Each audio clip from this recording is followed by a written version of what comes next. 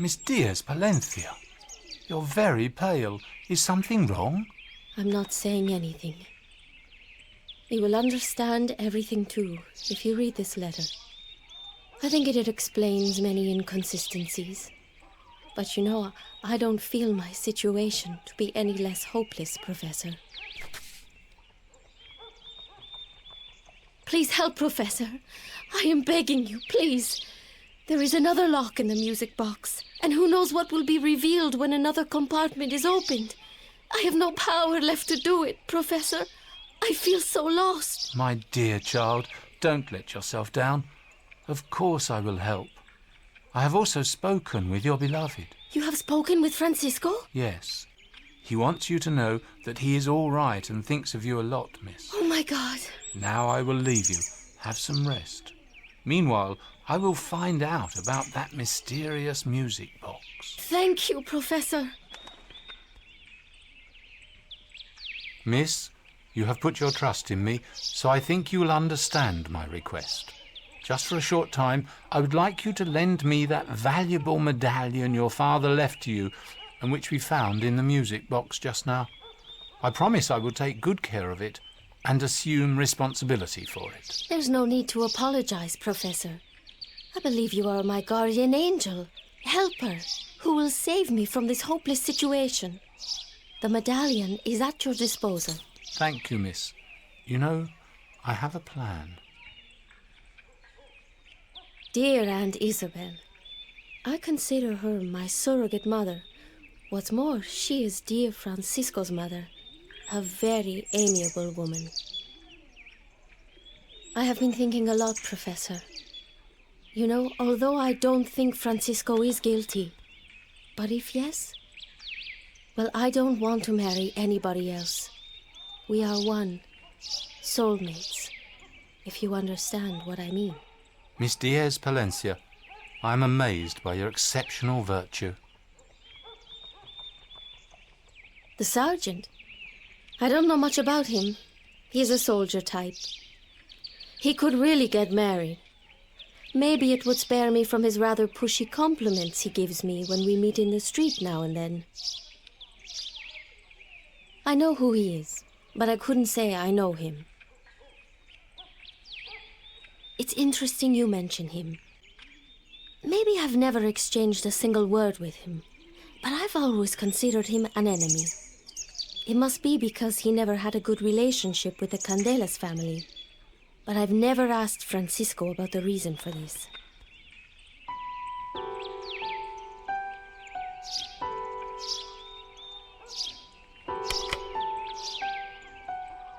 My beloved Carmen, I begin this letter with a heavy heart, as I have been delaying it for such a long time. But now that I can hear the chariot of death draw nigh, I know I cannot wait any longer. Maybe this is not the most appropriate and honest way to discuss these things, but I'm not going to hide my weakness. I would have been unable to tell you all of this to your face. Of course, my secrecy is not without reason. Through it, I have also avoided being held accountable. But if Father Perez and the others are right, I will soon be held responsible for my deeds and intentions by those in heaven. So how could I leave you unaware, the only true angel I know, my little daughter? I am guilty, my beautiful Carmen, guilty. Though the crime that others think I committed does no weigh so heavily on me as the fact that I forfeited your happiness to save my lousy life. I have been hiding a terrible secret, and I made an oath not to tell anyone while still alive. Thus the time has come to let you know, since I will no longer be living when you read these words.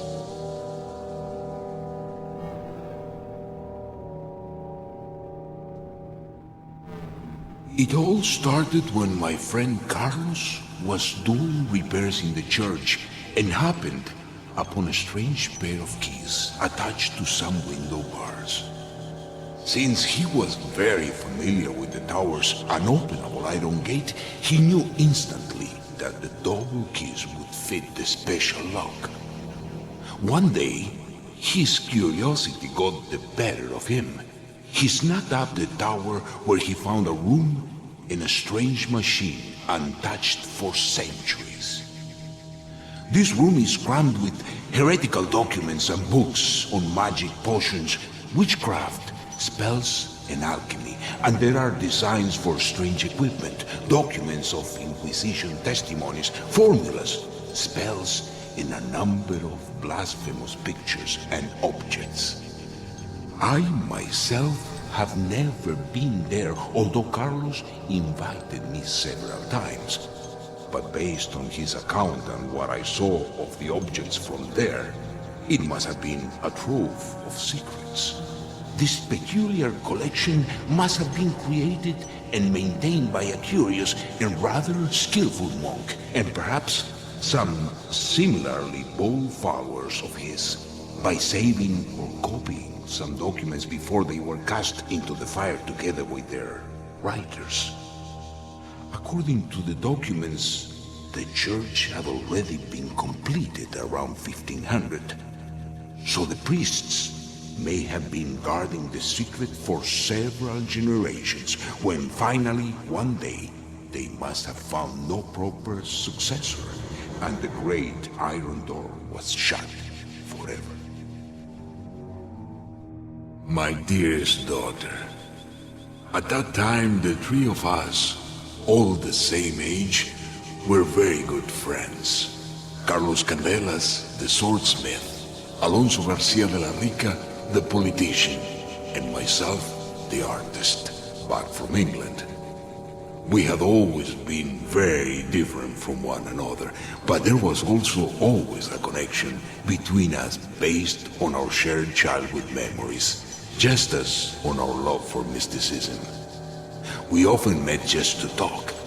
Alonso talked about his experiences in Mexico. I myself amused them with stories from England. Carlos, however, felt that the uneventful life in Toledo didn't give him much to talk about. It was about this time when he discovered the room in the tower, and then he began taking one piece or another from the collection, starting with books and writings. To be honest, we were thrilled by the discovery. No one was interested in stories of the past any longer. We were only contemplating the unknown working principle of the world, devouring the secret literature, and came to believe more and more that the mysterious guardians of the Tower collection had been reborn in us, and it was our duty to understand and increase this knowledge. It was at Easter, precisely 14 years ago, that, putting aside our Christian upbringing and stronger or weaker faiths, we founded the secret society, Different Sun, based on the title of an unusual book. We convened from time to time and had discussions or conducted experiments, but we were afraid to meet in the tower. It would have been too close to all those who reject other worldviews, and then it could have been dangerous for people who had rarely attended to appear in the church. We never denied God, but we were mesmerized by the forbidden ideas. Our interest in experimenting grew, and the fact that we had such extraordinary thoughts gave us a sense of freedom. We felt that all that we knew about man, Christianity, and the world appeared in a different light. We devoted ourselves to the books and magic like children to new toys. I was especially drawn to alchemy and similar processes, as I had become more and more familiar with chemistry through my interest in photography. Carlos was interested in magic and necromancy, and Alonso in writings that explained biblical events in different ways or told of unexplainable phenomena. Readings, debates, and discussions related to these topics took many nights. The library in the tower proved to be an inexhaustible source. One day, however, Alonso received news that a Mexican consul was retiring, and he saw a chance to apply for the office. His heart's desire was to live in Central America. What is more, he had missed a similar chance, and it was always hard on him when he lost. Some years ago, however, his brother-in-law became a member of the commission that decided on appointments like this. He trusted that he would make it to Mexico through his wife and connections, and that, as his health allowed, he would be able to spend at least 10 to 15 years in the eternal sunlight of his beloved second home. Carlos and I were sorry that he wanted to leave us, but we understood his wishes, desires, and feelings, so naturally, as his good friends, we supported him. When the time came, Alonso harnessed the horses in the afternoon and set out for Madrid. That day, he attended a family dinner in the company of the influential brother-in-law, and the next day, the hearing of his case would come, for which he had to appear in person. He was very excited. He regretted that his wife was not there, as she had caught a cold and was lying in bed with a temperature. In the evening, Carlos suddenly knocked at my door. He suggested we go to our secret meeting place and our society different son should have a special meeting. He knew a black magic spell that could remove the immediate obstacles from our friend's path. I must say I was enthusiastic about the idea, and I went along with him. We cast a very complex spell in which we cursed the factors that were hindering Alonso's travel to Mexico. Trusting in our success and our friend's gratitude, we described the ritual in a letter which we sent to our designated secret message place in the Garcia de la Rica Palace that night. We were waiting for the effects to take place. Alonso returned home the next night earlier than expected and agitatedly rattled at my door. Maybe you remember, my dear. He lost his temper and was shouting and kept repeating that both of us were murderers, me and Carlos, and he will avenge all of our outrageous deeds. I had great difficulty getting him to explain why he was so mad. He said he was leaving for the early afternoon meeting from his lodging in Madrid when someone brought him the news that his brother-in-law had died suddenly during the night. The meeting was postponed, and Alonso thought the opportunity had been lost and traveled home, deeply upset. Once home, he was met with another disaster. Hugo, the butler, told him that Mrs. Alma Garcia de la Rica, the lady of the house, his beloved spouse, had died of a high fever during the night.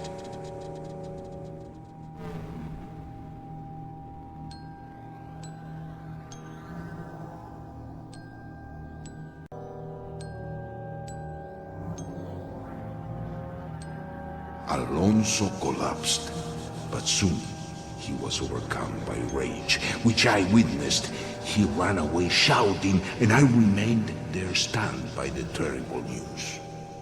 I ran immediately to Carlos, who felt similarly affected by the events. It was not only our friend's double tragedy for which we felt deep sadness, but the responsibilities also weighed heavy on our hearts. As Alonso may have been right, our magic killed both innocent people. But how could this be so? Because we wanted to remove the obstacle from his journey to Mexico, we were not thinking of people, no one's death, least of all that of the brother-in-law who wanted to help, or the warm-hearted Mrs. Alma Garcia de la Rica. Perhaps we made a mistake, or perhaps they, the people close to Alonso, were hindering the nomination. Maybe this was all just coincidence. The thin relative from Madrid was really a victim of a heart attack, and his wife took pneumonia too lightly. I will never find it out. Perhaps it is not important. It is a fact that had our letter been used as proof, if Alonso had turned in his old friends, both of us would have been executed without further question. He broke all relations with us, became a merciless and bitter man, and broke down under the tragedy. I remember he went gray in days, and he sent away everyone from the house except Hugo. We knew he did and did not believe in magic, and if he believed that the magic was successful, it must have been his family and his own wife who wanted to prevent him from realizing his dreams. Therefore, it was not entirely unexpected that instead of a letter from the police, we received a message from him inviting us to a meeting in the palace garden. He was cool and made a blackmail offer to both of us in a manner that made us feel he wouldn't take no for an answer. We had to decide in 1 week's time. Either we accept the foreseeable consequences of a police report, or we give him our dearest possessions. He stated exactly what he demanded. From Carlos, the servitude of his son Francisco, and a sword, the last work of the famous blade master Juan Candelas. And from me, my house after my death, and your hand, my child, for his son. We were forced to say yes. I gave you as a deposit, and I will never forgive myself for that. I can only say on my behalf that if I had said no, then I would have taken my friend Carlos with me to death, and you would soon have been an orphan. So within 1 week's time, we signed the contract, and Carlos handed the valuable sword over. Years went by, and one day I found out that Eugenio, the only Garcia de la Rica descendant whom you are forced to marry, my dear Carmen, intended to leave for Mexico to gain experience. It was no secret that he was going in order to fulfill his father's dream. Then I went to visit Alonso, and to my surprise, he agreed to see me in his house. I was begging for concessions. I did not want you to travel to Mexico against your will. It seemed, perhaps seeing his son's political career, that his heart was lighter. We amended the agreement with the condition that if I find a husband who can pay him the value of the house and do this before you, my daughter, turn 21, he will not make you his daughter-in-law. This, however, was only conditional success, since I knew, on the one hand, how difficult it would be to find such a rich husband for you in just a couple of years, and on the other hand, I saw that love was budding between you and the young Candelas. Carlos, my eternal friend, who has left us meanwhile, asked me in his dying words to do everything so that you could get married, since you love each other as beautifully as two doves. You see, here I am, powerless and helpless in trying to free you from your terrible position. To help you get married with kind Francisco as a continuation and fulfillment of your father's sacred friendship. All I have is this music box with my favorite song and the course of my life that will perhaps serve as a lesson for you, my beautiful daughter, with its successes and mistakes, because great things also happened to your restless father. There were 3 main periods in my life. The first one consists of those strange 15 years that I spent in England, where I got to know your unfortunate mother. The second important period washed away the first, since you were born, and everything changed with that. I started a new life in my hometown when we came back to Toledo. The third one, however, started with a seal on a friendship and worldview with the creation of the society, Different Sun, and it finished in a few years. Naturally, Carlos and I voted to dissolve the society the day after the tragedy. And since then, it seems that it has left us alone. Although I am sure I'm not the only one of the 3 of us who is tortured by strange dreams and doubts even after all these years. My beautiful child, please forgive your weak father's sins. It is not nice to admit, but your forgiveness is much more important to me than whatever the Almighty Court up there decides. Do not give up hope. Do not give up on your feelings. But be wise and always decide in favor of life. An old and tortured heart bids you farewell. Your father.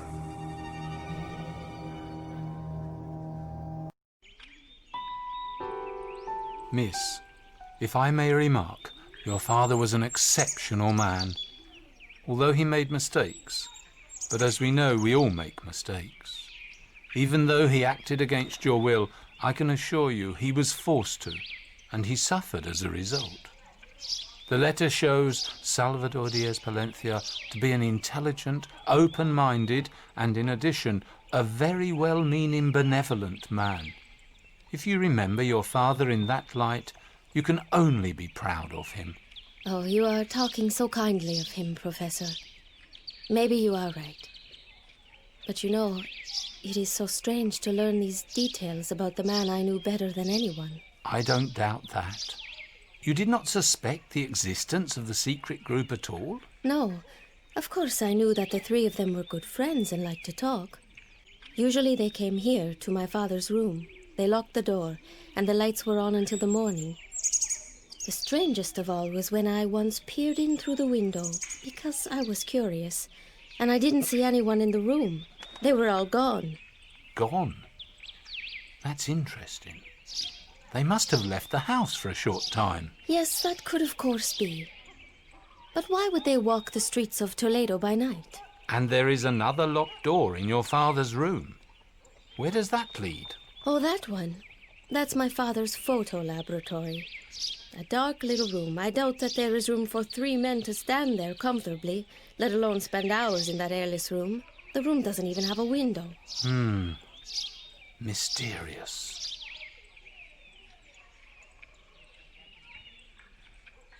Would you allow me, Miss Diaz Palencia, to examine the room that was used as a photo laboratory? Of course, Professor.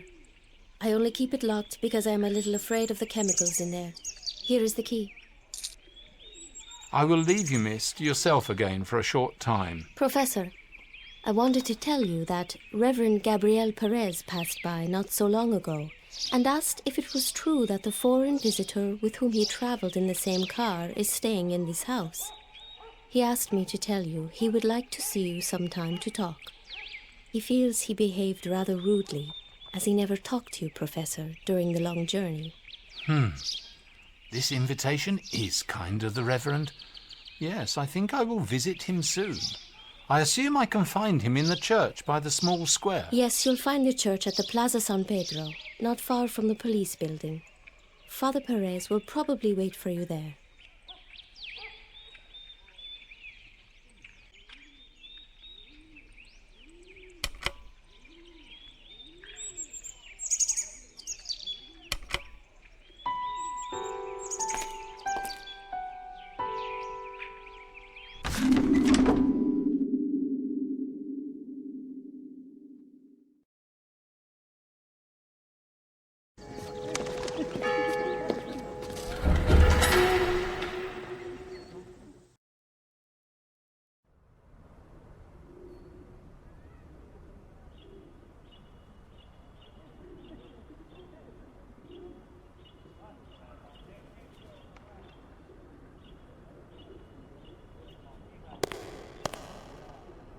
So, here is the silent fellow passenger from the mail coach.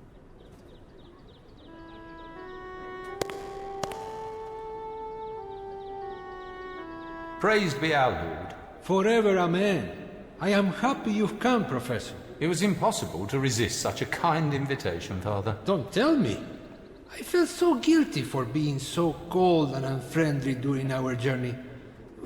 We didn't say a word to each other, Professor. I must tell you, I was a little surprised, Father, but everyone has difficult times. With your permission, that is how I explained your behavior. Unfortunately, you're correct, sir. I was very disturbed during the journey. You see, a very good friend of mine is lying very ill at the Santa Clara Hospital in Madrid. I was visiting him in the previous days. More precisely, I only wanted to visit, but the doctors didn't let me near him. What can I say? It wasn't easy for me to head back home without seeing him. But you know my duties. Very unfortunate, Father. And you haven't heard any news from your friends since? I have. Thank our merciful Lord. I couldn't restrain myself for long. An hour ago, I went over to the police station to make a phone call, and I managed to talk to Fernando's doctor. He's feeling better after the operation, and soon he can get up. Sergeant Reollos told me that you visited him and that you are staying at Miss Diez Palencia's house for a few days. I didn't want to miss the opportunity. I understand everything. Well, I am glad that things turned out this way. If you allow me, I would like to ask you a few questions, Father Perez. I am listening, Professor.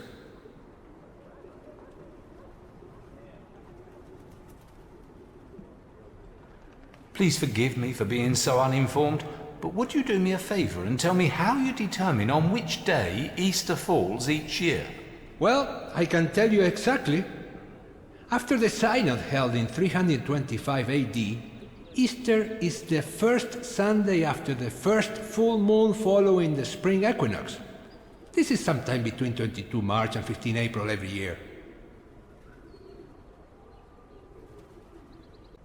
I've heard about that unfortunate case. I said to Sergeant Riollos that it is surprising to me that the young Candelas would stoop so low.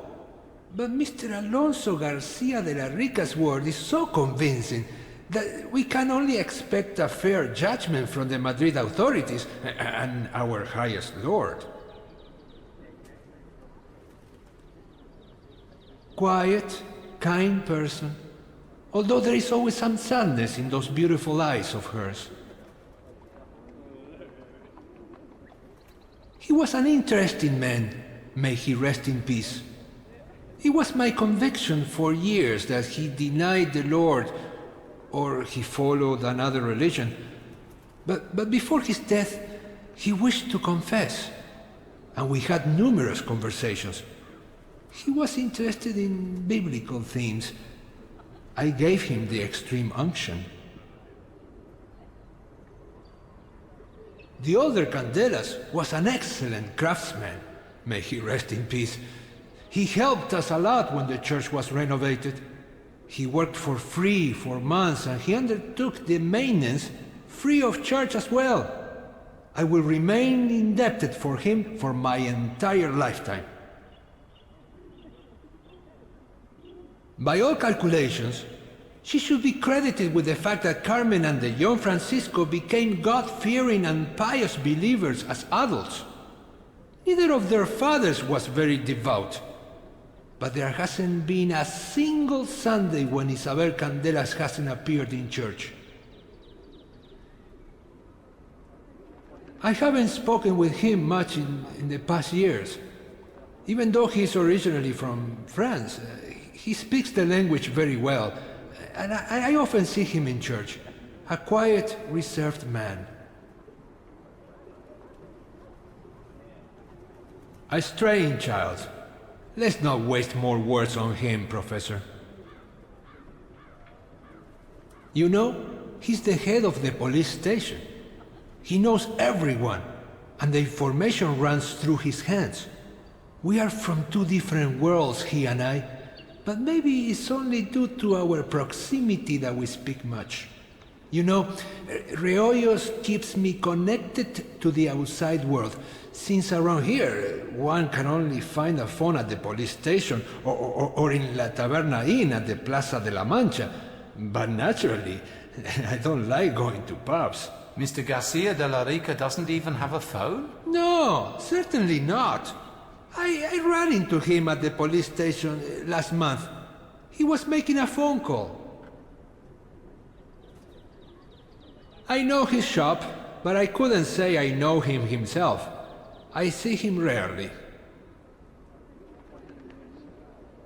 He's cold, but an honest man.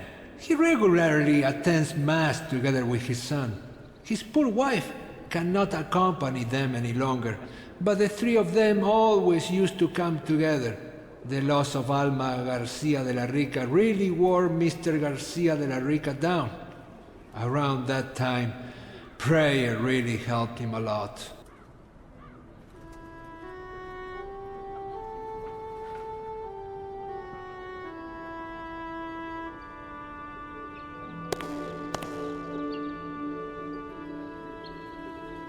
Interesting luck, isn't it? We don't know its secret, unfortunately.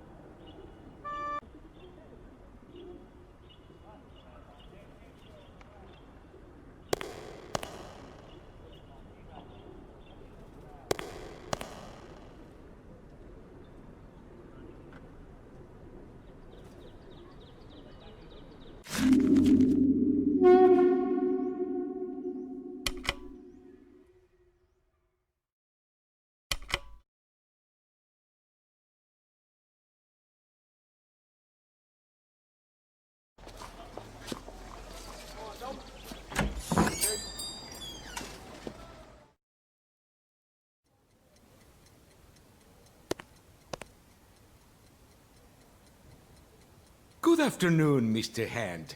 Happy to see you again. Good afternoon, Mr. Arriaga.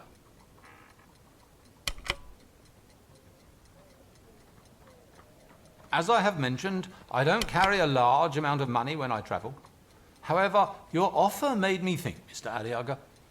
I thought I would happily offer you a masterpiece that I was keeping for Don Diego as the basis in exchange, if you can really show me some rarity. Well, I brought it for you. Please take a look.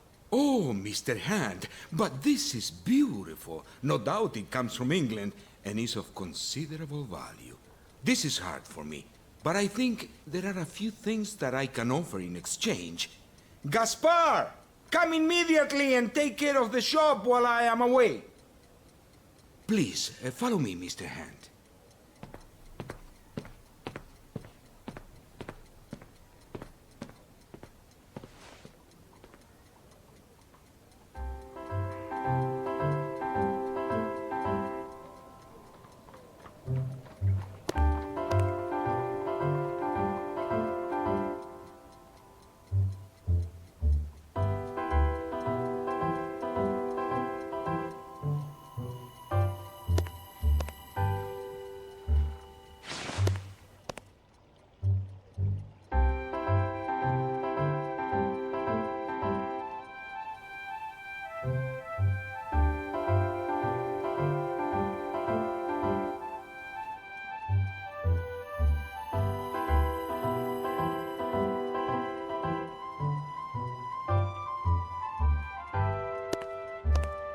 The door is locked.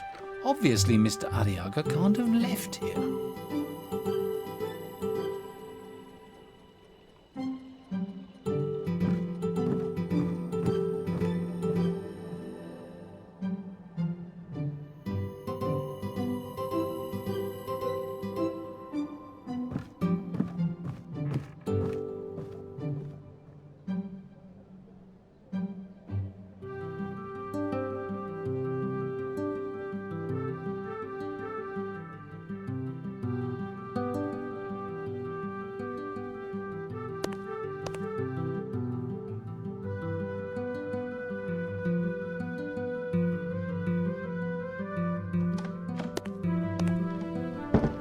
Do take a look around, Mr. Hand. You don't see such wonders every day, even in fabulous London.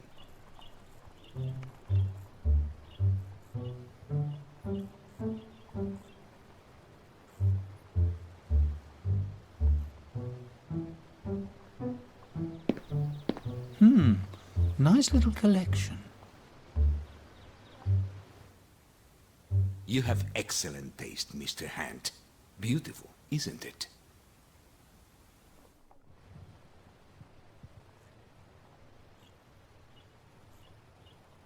Beautiful, isn't it? It comes from a nobleman from Barcelona, from his estate.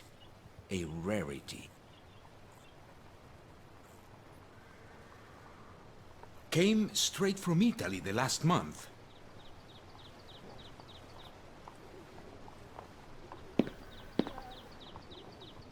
Please don't, Mr. Hand. Don't draw the blinds under any circumstance. You know, it is dangerous if the neighbors find out that I have heaped such treasures here.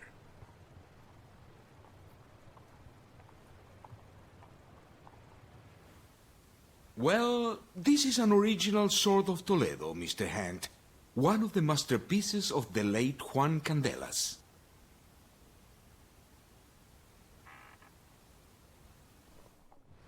Of course, it must be a valuable sword, but its value is somewhat influenced by the fact that this must be the one that used to hang in Alonso Garcia de la Rica's palace until recently.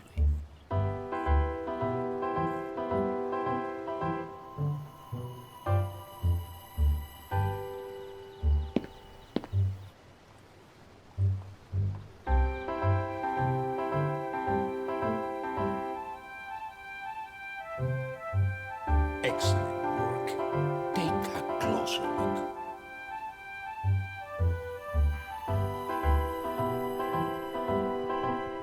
A very impressive collection indeed, Mr. Arriaga. It would be difficult to choose. I am especially troubled by the fact that I can only see your objects in such darkness. Please understand me, sir. Bad neighbors are a big danger for someone like me. You know, they can't wait to smear my reputation with something. But they might also tell thieves this room hides treasures. You can trust me. Everything is original and faultless here.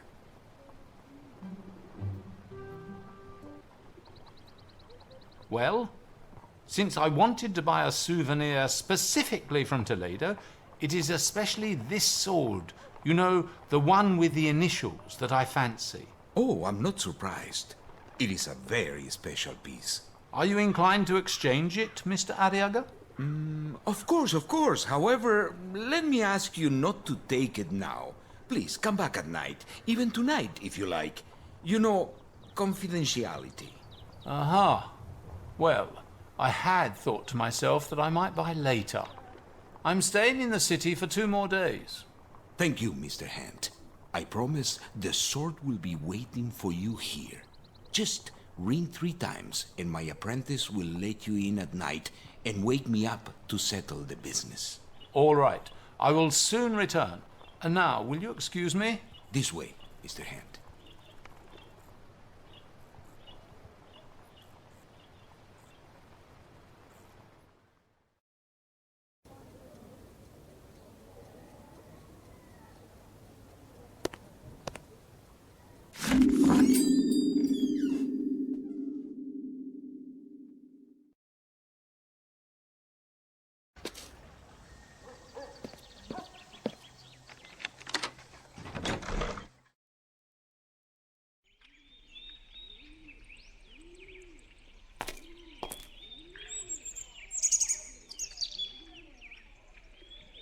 Father Perez is a very good and kind man. I think he likes me. Maybe only because I have regularly attended Mass as opposed to my father. Sometimes he disappears from the city, travels in the country or to the capital. I don't know. But you have seen him, Professor, since you arrived together the other day.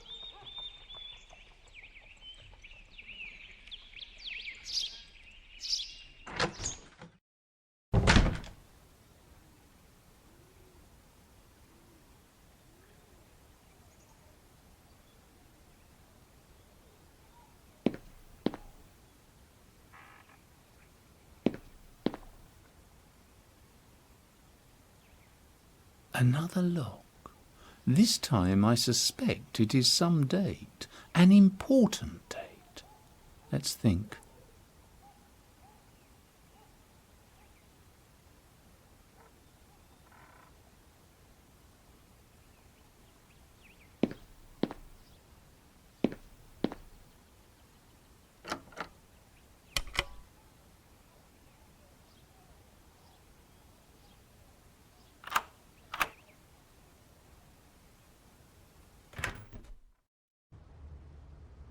Complete darkness.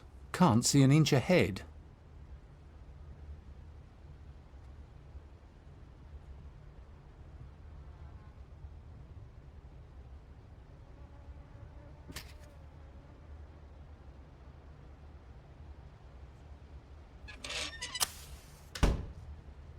Yes, no doubt. This is a very well-equipped amateur photographic laboratory, and as in any of these, red light is a must. It is safe for handling light-sensitive material.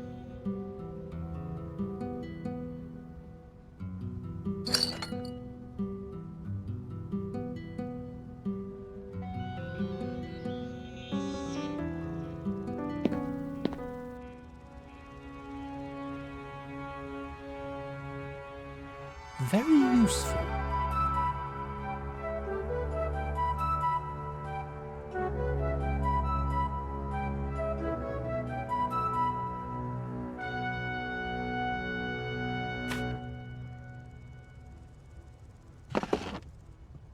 Yes, I think this will be of good service.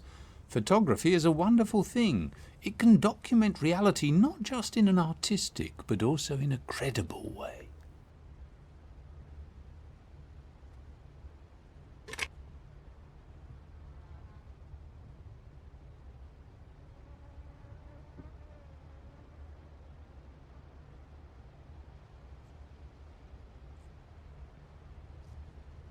Non-sensitized album and photographic paper.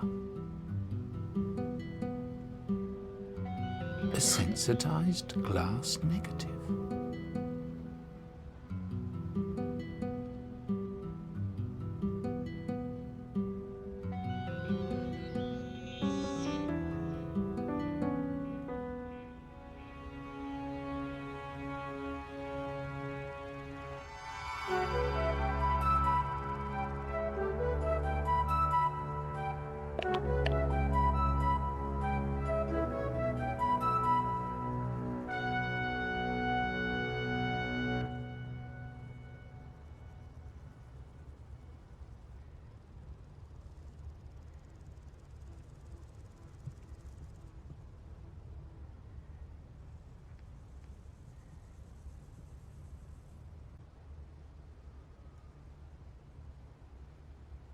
A copy frame, an essential instrument for turning the negative into a positive photo on paper.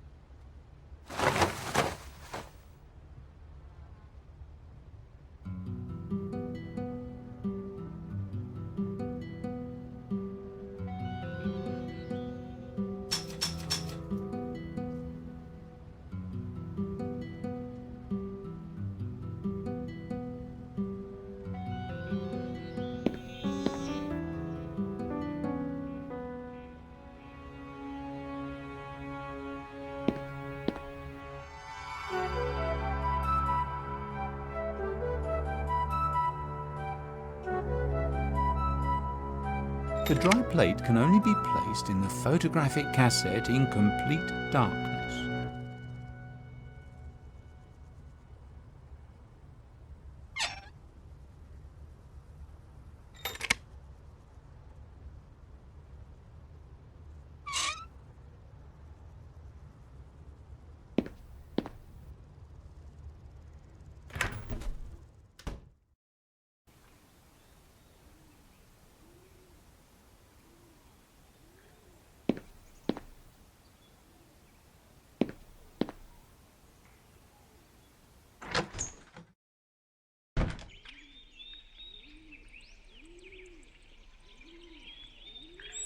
Excuse me, I don't remember you mentioning when Mr. Diaz Palencia died. Last year, the end of May. It was a cloudy spring. Please don't take it disrespectfully, but it would be important for me to know the date of your birth. Oh, Professor, how could you offend me with such a question? I was born on the 4th of September, 1883.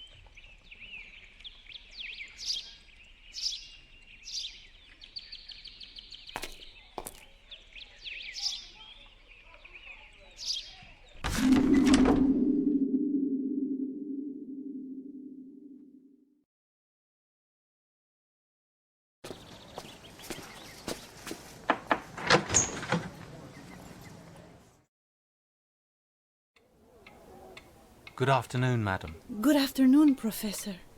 Any news of my son? No news yet, Madam Candelas, but as soon as I find something out, I'll tell you. I promise. Thank you, Professor.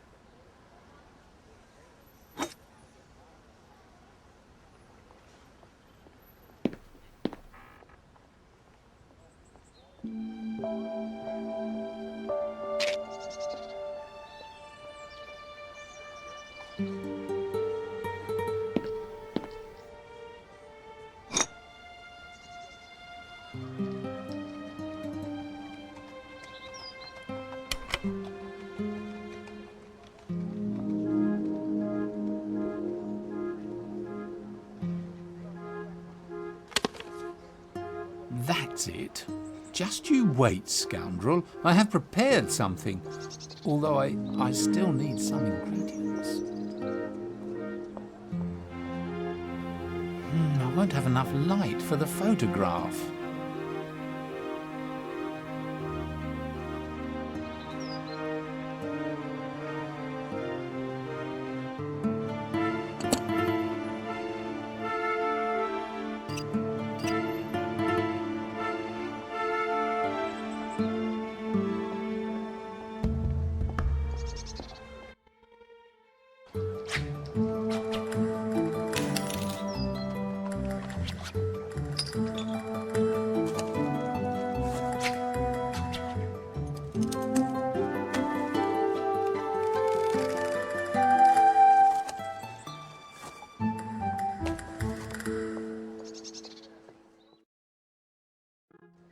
Well, this has not been so simple.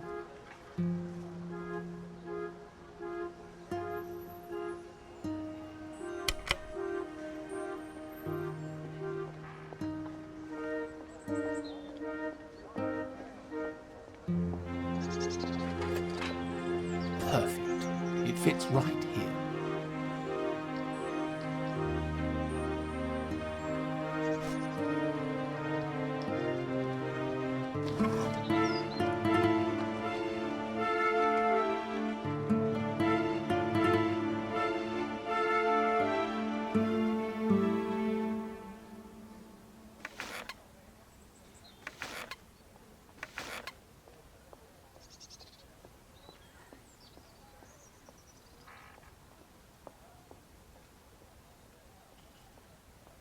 No, not yet.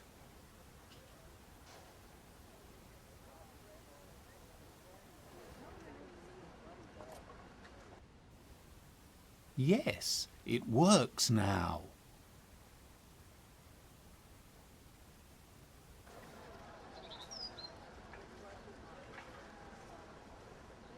No, not yet.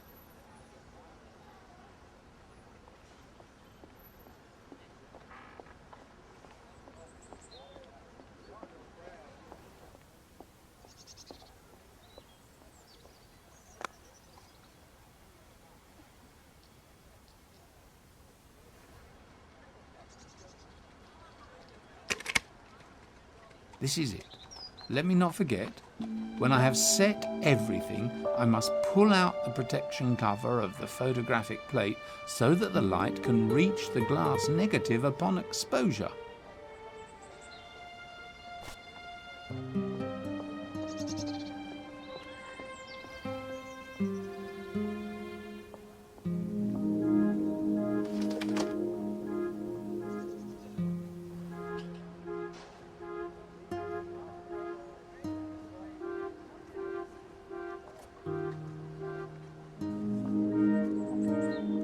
The photographic trap is ready. Let's find the game that falls into it.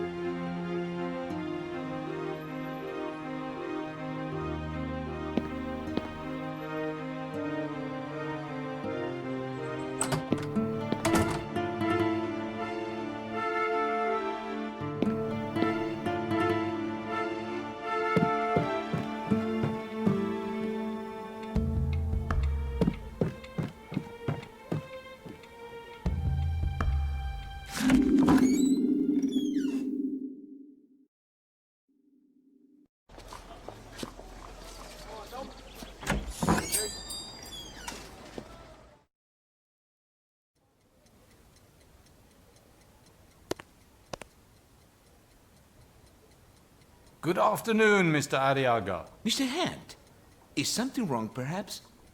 You said in the evening. Really, but I have been extensively thinking over the matter. Have you changed your mind, perhaps, sir? No, not at all, Mr. Arriaga. But you know I am a cautious man. I would like to see the sword. Well, there is no reason why you shouldn't, Mr. Hand. Gaspar!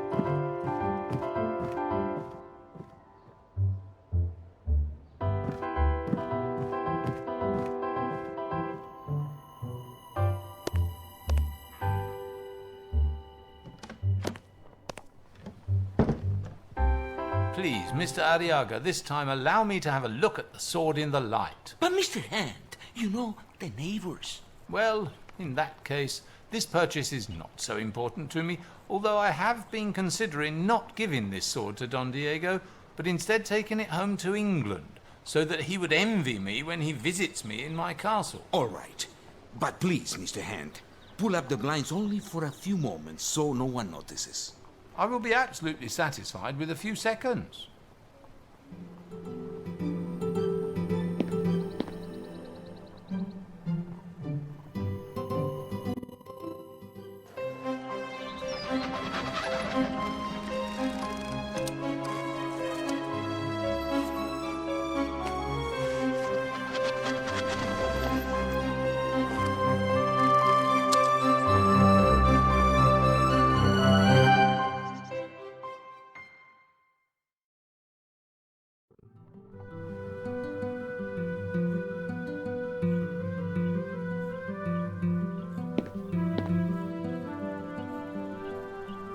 Well, have you looked it over thoroughly, Mr. Hand? Oh, of course. I was trying to record all the details exactly. And have you decided? Of course. I know a much better place for this sword, so to say. In your castle? Or Don Diego's? Let's say so. I'll come by again, Mr. Arriaga. See you later. I'll be expecting you. This way, please.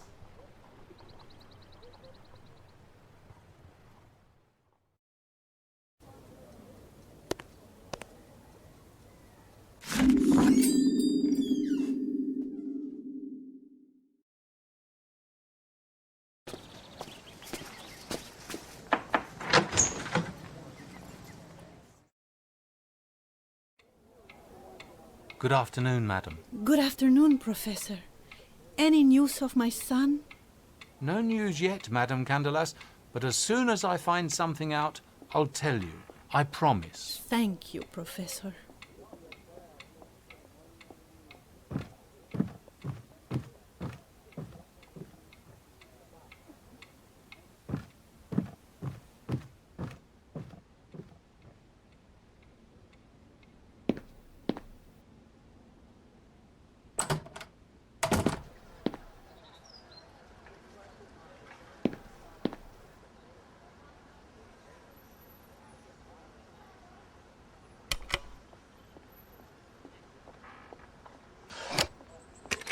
That's it. The evidence is hiding here in this little box. And it is so sensitive that it will come forward only in the dark and by certain magic formulas.